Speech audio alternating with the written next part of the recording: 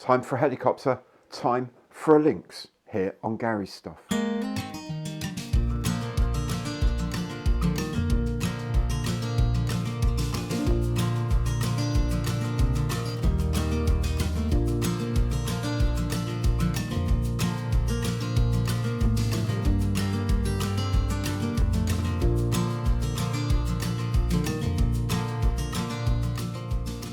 Hi there, I'm Gary, welcome to my channel, welcome back if you've been here before. Today, indeed, I'm looking inside the box of the Westland Lynx in 1/48th scale from AIRFIX.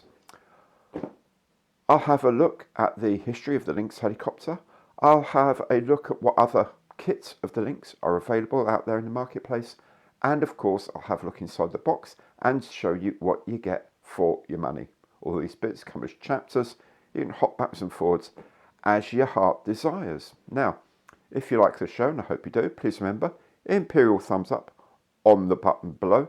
And if you haven't done so yet, please do remember, subscribe to the channel, hit the bell, and you'll be notified of all the future videos as they arrive, including the build video for this kit. And of course, if you want to make a more concrete contribution to the channel, you can do that through Super Thanks, through a channel membership, or through any of my partner programs. This includes a link to the AIRFIX site.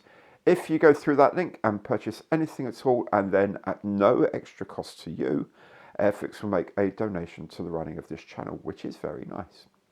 So enough of that, let's crack on with the history of the Westland Lynx.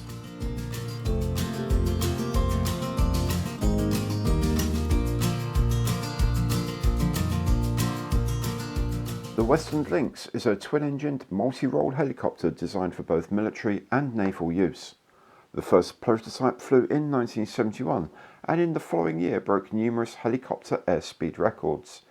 In 1986, the company's demonstrator was fitted with uprated engines and the British Experimental Rotor Programme, or BERP, blades, and reached a speed of 249 miles per hour or 400 kilometers per hour, an absolute speed record for helicopters that still stands.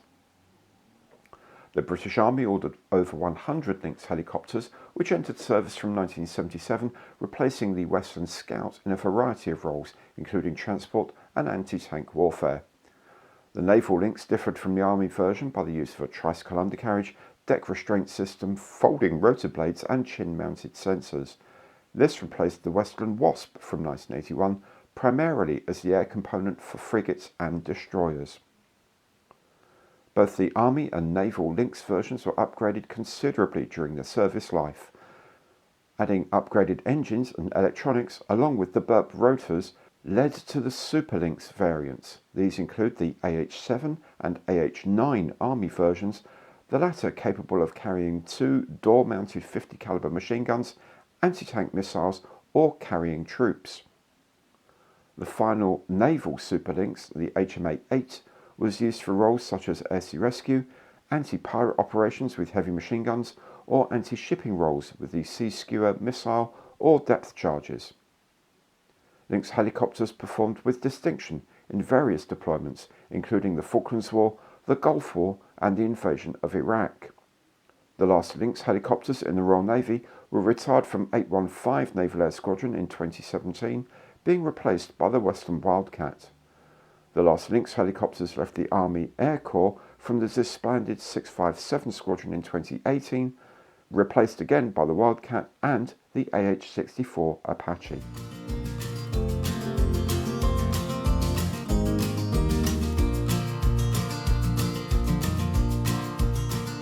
The largest scale Lynx available was the 1/32nd scale Revel kit of the naval version, first made in 2012 and released again in 2013 and in 2018. Accurate Armour made a 1/35th scale kit of the Army version in 2005, the scale chosen to harmonise with its military vehicle range. In 2012, AIRFIX released their kit of the Army AH-7 and the Naval HMA-8, including German and Danish export versions, all in 1/48th scale. This is a kit that's now available, re-released in 2022. This AIRFIX tooling was also sold by Academy from 2013. AIRFIX also created the Lynx in 1/72nd scale, starting with both the Army and Navy versions all the way back in 1976. The Army version continued in the range until a release in 1998, while the Naval version was updated as the HMA-8 in 2001 and last appeared in the 100 Years of Naval Aviation set. MPC released AIRFIX kits of the Army helicopter in 1976 and the Naval version in 1982, while Helle used the Naval Lynx tooling in 1989. Frog released a kit of what was then the prototype Lynx in both Naval and Army forms in 1974.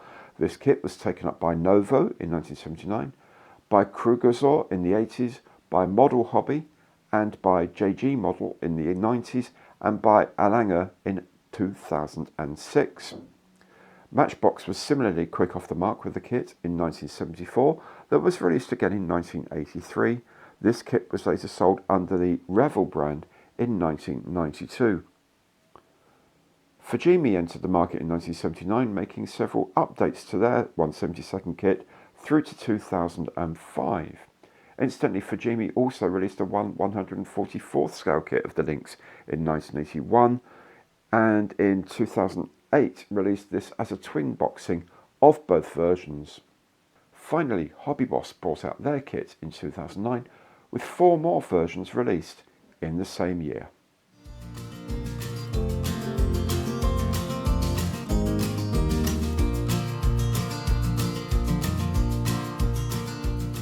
This is the Westland Lynx HMA-8 or Mark 88A, Mike 90B, depending on which one of these 3 options you use. I'm going to be making the HMA-8, the Fleet Air Arm version. It's a Series 10 kit. It says here A10107A, so it's a Series 10 kit. Quite a big thing, quite impressive box, nice piece of box art.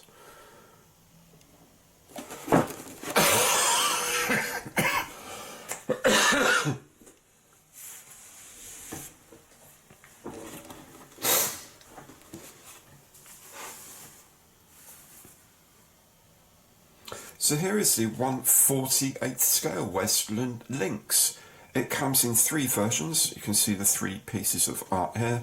There's the Fleet Air Arm HMA-8, there's the German Navy Mark 88A, and the Danish Navy Mark 90B. The box art shows a HMA-8 Fleet Air Arm aircraft with 4 Sea Skua missiles in the anti-shipping role. On this side of the box are the usual set of lots and lots of warnings in various languages. At the end is just a reprise of the main box art on each end. And on this side, bafflingly upside down. I always think this looks upside down.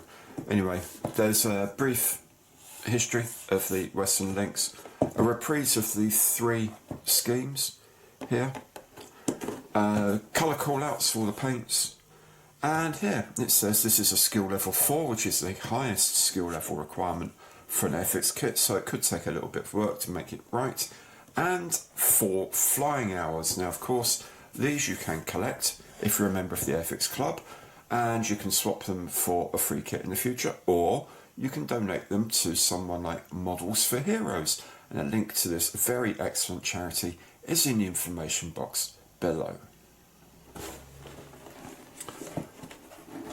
So that's the box. Let's see what we get inside.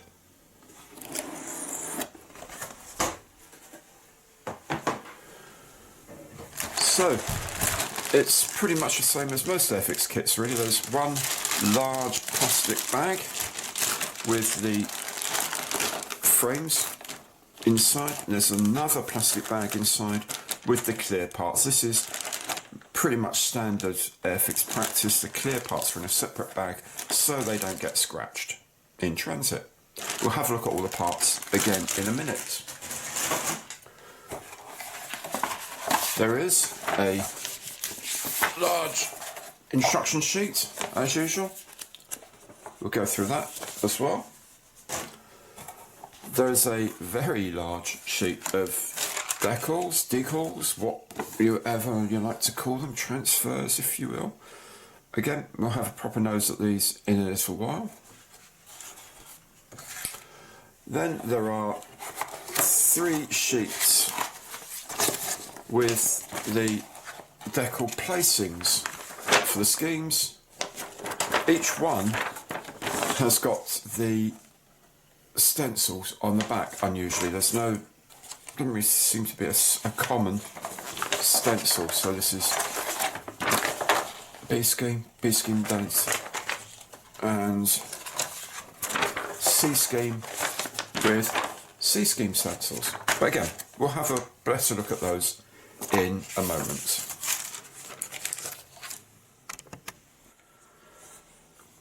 This is frame A. It contains essentially the fuselage sections and the tail. Interestingly, they call this sprue A here. Now, when we went to the factory where they make the Spitfire, they always referred to these as frames and said these feeder lines, there was something else was a sprue, and then these are feeders, and then the whole thing is a frame. Anyway, in this case, it's known as sprue A. So that's all of the principal parts of the fuselage here, the cabin floor, the underside of the aircraft, tail section, and so on. Sprue B seems to be largely bits and pieces. Undercarriage is here, part of the rotor hub. The Sea Eagle missiles, one of these has fallen off. Fortunately, it was in the plastic bag. Then there's fins and all that for the missiles as well. All sorts of little bits and pieces here. Sprue C has a solid tail. The Sprue A had the split tail for if it's folded. This has a solid tail. Maybe it might even be a slightly different design, I don't know. A slightly different nose area and floor plan. I guess this is for a different version within the kit. They had to have this separate sprue so you could make maybe the export versions, I'm guessing. Sprue D is essentially all the engine based things, the rotor blades, obviously tail rotor, interior, the seating, pilot seat and things like that up there. So primarily the flight controls. There's 2 complete sets of rotors. One set you can see got the straight pieces here. That's for the rotors if they're out for the extended, and these 4 with the folded joint pieces here are for when the rotors are folded for storage. I'm going to have the folded rotors. And the last of the grey plastic parts, although it doesn't actually say so, I'm going to guess this is sprue E. I don't know, D, E. It doesn't say what it is, whether it's part of another sprue or not. I don't know. Anyway, this one's got more Sea Eagle missile bodies. It's got the depth charge here. It's got the 50 cal machine gun. Other bits and pieces, optional bits and pieces, I guess, for the marks that are being made here. And finally, actually, the thing that is called sprue E, which is all the transparent parts. So the very large windscreen area, side windows, so on and so forth, all in here. Looking more closely at it, this mystery sprue, unnamed sprue here, this one is unnamed, this one's B, and you can see that they've been moulded as one piece and then broken up for the kit, so maybe this is also sprue B, but it would be too big to put in the box like that, so split them and then put them in. Who knows?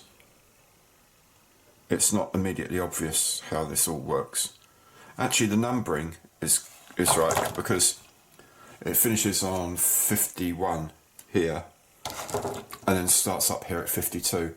So it would make sense if all of that were actually sprue B. Now we can look at some of the plastic in a bit more detail, and do you know what? It's actually very good. The mouldings are really nice.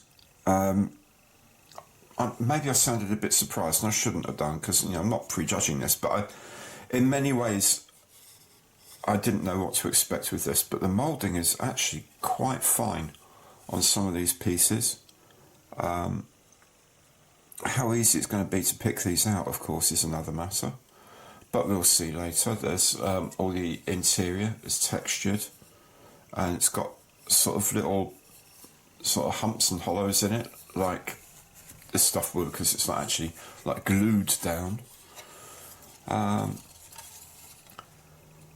Ejector pin marks, well, there are some, but I suspect they're not in vital areas. I don't know really whether these will show up.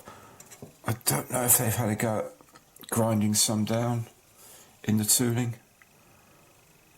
but they seem okay. They don't seem too bad.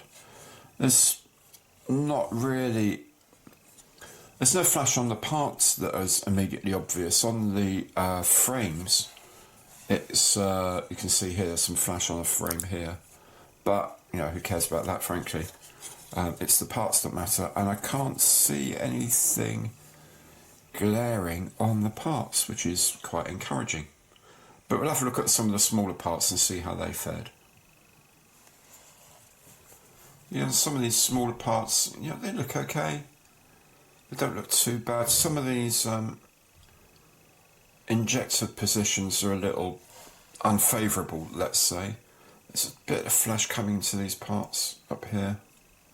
Just the tiniest hint. This part's going to be fun to take off, as indeed are these. And they're going to be a bit tricky to get off. But otherwise, they're okay. Everything looks alright.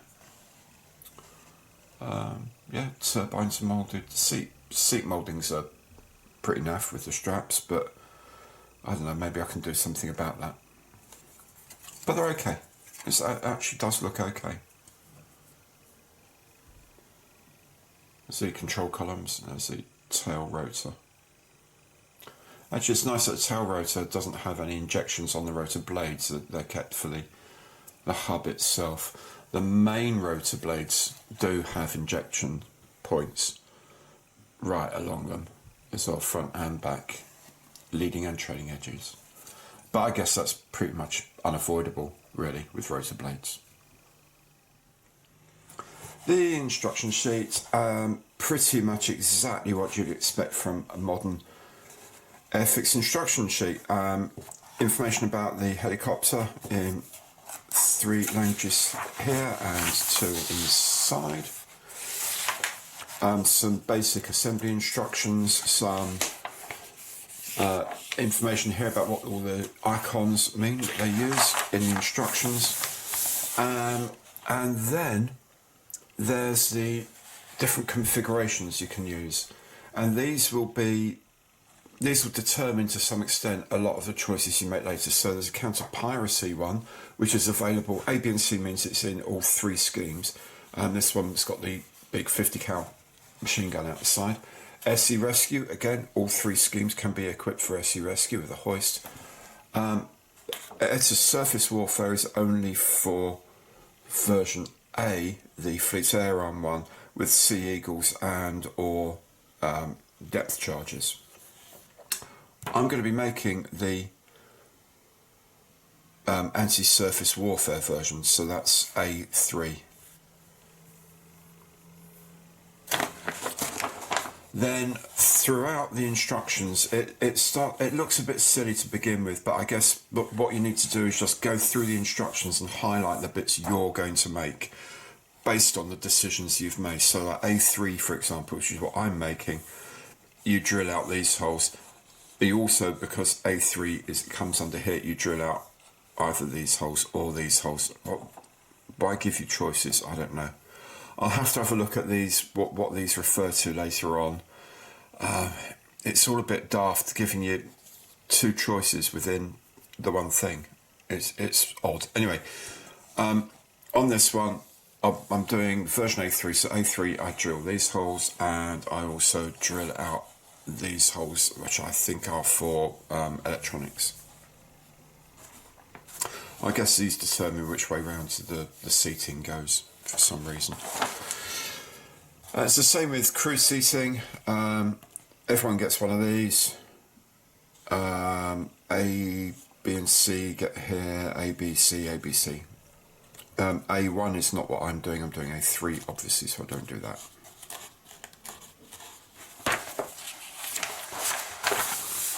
And again, everywhere you go, option 8, fleet air on ones do this, fleet air on ones do this. And just which decals go on, all these things. Just go through, see A3, this is the electronics boxes, and so on and so forth. All the way through, you've got these options. Here, there's choices to be made when you're going to have the blades folded or blades open, and then depending on what weaponry you're having as well, some more stuff to drill out. Lots of things to drill out. So make your own holes about where things go, which is actually nice because it means you don't have loads of holes you've got to fill up later on. But anyway, there you go, A3, that's my page. This is my page, A3. My weaponry systems there. And then the rotors at the end. As I say, both stowed and open, and the same for the tail rotors, can be folded or unfolded. I'm going to have mine folded up, so it's all tucked up nicely, ready to be put away, like this. Okay, there we go. I mean, the instructions look pretty much the same as normal. They're not as shaded. Today they... oh, excuse me. Today they put in a lot more shading than this, and also they have that thing where they colour the preceding step in red. So anything you've just done in the immediately preceding step is shown up as red. But they don't do that in this. This is a little bit older. Has it got a copyright date? No, can't see one there. No, can't see the copyright date. Anyway, so that's why they're not quite up to date method of doing the instructions. But you know what? They look good enough. They look clean enough. So should be fine. Plenty of options though. So if you're going to do this, choose your option, go through them and highlight the bits that you're going to need to do. Otherwise, it will get confusing. Looking at the scheme options now, this is scheme A. It's an aircraft of 815 Naval Air Squadron, HMS Portland, which they say is Royal Naval Air Station Yeovilton. I'm not going to argue with that. You can see all over medium sea grey, with various bits of highlights of colour. The undersides of the rotor blades, for example, are dark green. Sea skewer missiles, depth charges, the pylons for them, and if you're not going to do that, if you're going to use them as an air sea rescue aircraft, then the air sea rescue hoist. All the colour call-outs are here as well, and the decal layout for this scheme. Now, as I mentioned earlier, the interesting thing is that each one of these has its own stencil scheme. To me, it looks like the sea skewer's got more stencils and all the rest of it put together, but yeah, there we go. All of these are on here. This is specific to the British aircraft, to the Fleet Air Arm aircraft. Next is an aircraft of Marinefeldjägergeschwader 3, the Graf Zeppelin, in 2018 from Germany, the Marine Flying Squadron, Sea Flying Squadron. Equivalent to Naval Air Squadron, basically. All over this matte blue-grey colour number 79. If you want to get an absolutely accurate one, it's RAL 7012 basalt grey, but matte blue-grey 79 is close to it. Same with the underside here, it's a light grey. It should be RAL 7035. They're using Humber 196 because it's pretty close to it. The rest, a few other colour dots and pieces here and there. Underside of the rotors, again in dark green. Once again, some national decals here, and then on the back are the national choice of stencils. Some of these are colour patches and whatever, but some of them are probably in German instead of in English or something like that. I don't know. We'll have a look in a minute. So there we go. So that's Scheme B, the German aircraft, the Lynx Mark 88A. And finally, a Westland Lynx Mark 90B of the Danish Naval Air Service is here. I am not going to try and pronounce that helicopter, Janesta maybe, but this bit I'm not going to attempt that and insult my Danish friends. Oddly enough, I do have Danish friends, but they're in Denmark, so I can't really ask them. Anyway, overall colour is gloss midnight blue, which is very attractive. Works very nicely with the national symbols actually as well, and all this black and yellow. I think that would look quite spectacular if you don't have any particular reason to do one scheme over another. I think this is going to look absolutely stunning. Again, national markings all over with the decals, and on the back their own stencil set. Again, I suspect some of these may be localised languages or localised requirements of what goes on where and things like that. But this is then the Lynx Mark 90B of the Royal Danish Naval Air Service. And finally, the decal sheet, transfer sheet, call it what you will. It's quite large. The common stencils are all of these. All of these obviously have to do with the rotor blades and things like that. Then there's some instrumentation bits and pieces and whatever up there. These ones here are common to the German and Danish aircraft. I think the main difference is that the UK ones are in low visibility, and these tend to be more sort of printed in yellows and whites because the aircraft are intrinsically in darker colours, whereas the Fleet Air Arm aircraft is just that bit sort of paler, and so some of these sort of panel outlines are in dark grey here, whereas they're in black here with yellow edging. These are here. This is specific to the German aircraft. These are obviously specific to the Danish aircraft, and this one up here, as I say, is the Fleet Air Arm aircraft I'm doing. So the decals of interest to me are here and this lot here.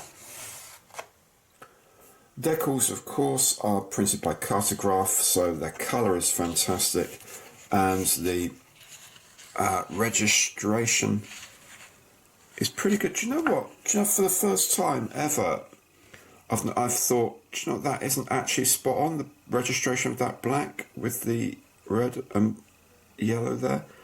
It looks to me like that's very slightly off-centre, which is very unusual for Cartograph. Normally they are absolutely spot on with these things. Anyway, everything else looks nice. The flight instrument panel there looks good. There's some markings here, some flags for the Fleet Air Arm aircraft. Something about Lynx flying here. Let's see if I can get that even closer. I don't know if it will focus even closer than this. There you go, that's as close as I can pretty much get it. Lynx flights, 1981. So that's really cool. The rest of them look really sharp, you know, absolutely pin sharp, lovely. And as I say, lovely colour. There's some of the Danish things in a Danish crest, for example, and up here the German Marine and Flieger markings. Actually, you can read it saying footstep on there. It's really, really tiny, which is interesting. That's pretty good for yellow. Anyway, so there we go. The decal's very nice, very sharp, crisp and clean as usual. Should be a joy to use. So there we have it. A skill level 4 kit, so quite demanding, but 4 flying hours. That's not bad. Yeah, looking forward to making this. Slightly scared of making it, as I'm with any big kits, because I don't want to mess them up, because they're quite difficult to replace. But I'm sure it'll look grand. The built versions I've seen of it in the past have looked amazing. So we'll give it a go. Now, if you've enjoyed the show, I hope you have. Please remember, imperial thumbs up on the like button below. Every like counts. And of course, if you haven't done so yet, please do subscribe to the channel, hit the bell, and you'll be able to see all new videos as soon as they arrive, including the build of this kit. In any case, thank you so much for watching. I'll see you next time.